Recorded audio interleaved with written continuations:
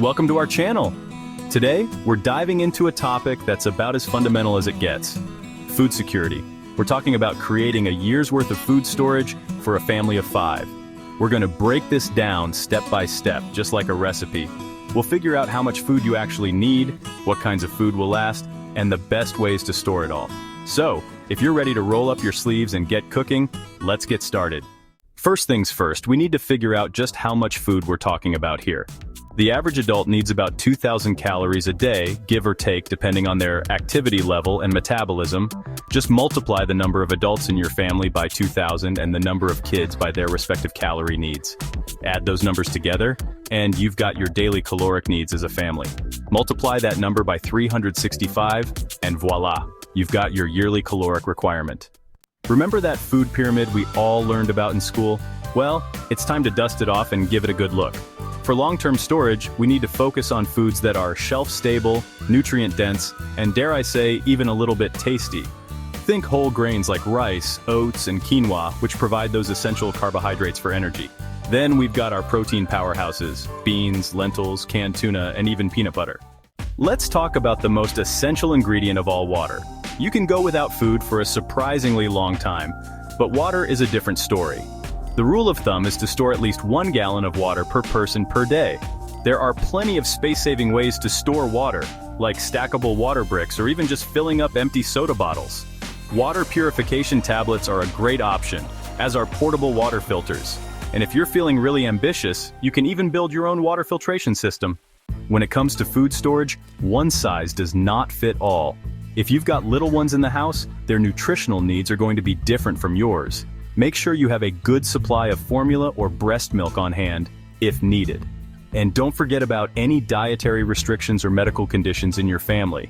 Remember, we're building a safety net, and we want to make sure it can catch everyone. So you've got your food, you've got your water, now what? Well, we need to talk about storage. Proper storage is all about maximizing shelf life, preventing spoilage, and keeping those pesky pantry pests at bay. First things first, rotation, rotation, rotation. Think of your pantry like a library. First in, first out.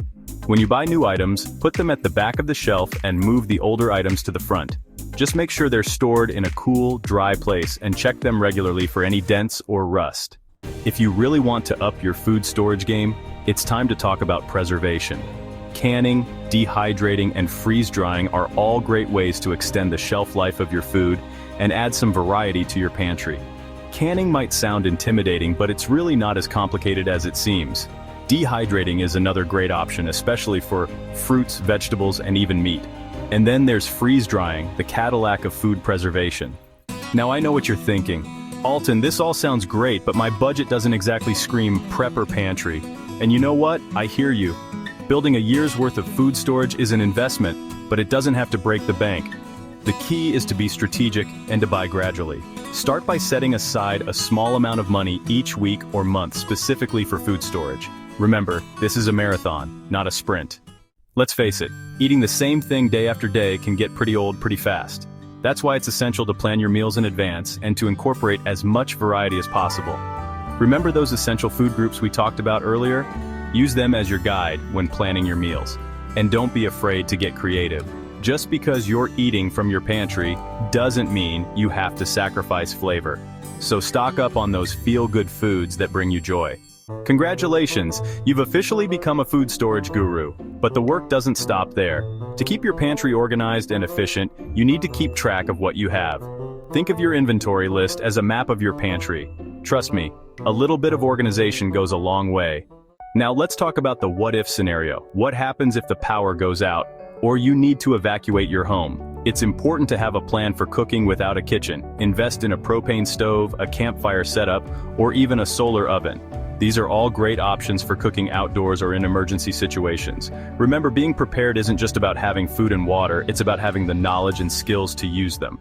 Thanks for watching. We hope this guide helps you build a comprehensive food storage plan for your family. Don't forget to like, subscribe, and hit the bell icon for more helpful tips and guides. Start small, be consistent, and most importantly, have fun with it. Happy prepping!